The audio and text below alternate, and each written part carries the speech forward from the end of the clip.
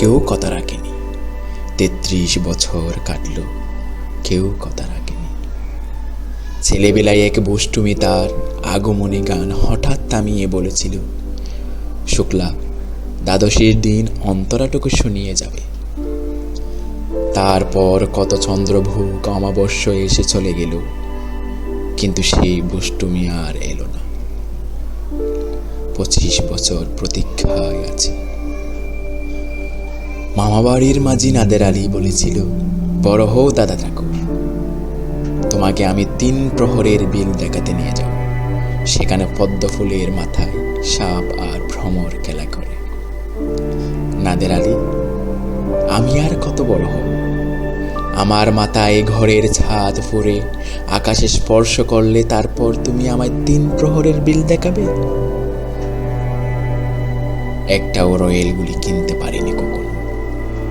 লাঠি লজেন্স দেখিয়ে দেখিয়ে চষেছে লস্কর বাড়ির ছেলেরা।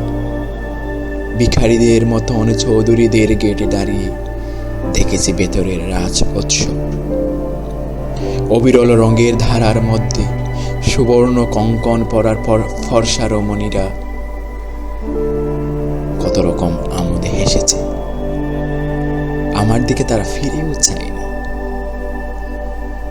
বাবা আমার কাঁধ ছুঁয়ে বলেছিলেন, দেখিস একদিন আমরাও। বাবা এখন অন্ধ, আমাদের দেখা হয়নি কিছুই।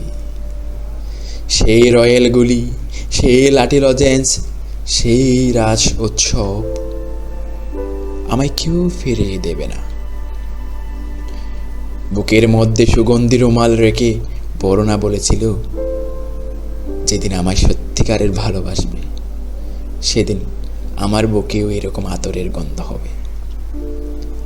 ভালোবাসার জন্য আমি হাতের মুঠোয় প্রাণ নিয়েছি। দুরন্ত ষাঁড়ের চোখে বেঁধেছে লাল কাপড়।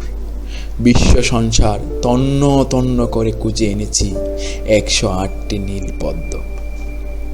তবুও কথা রাখেনি বরুণা। এখন তার বুকে শুধুই মাংসের গন্ধ। এখনো সে যে কোনো নারী। কেউ কথা রাখেনি। ৩৩ বছর কাটলো, কেউ কথা রাখেনি।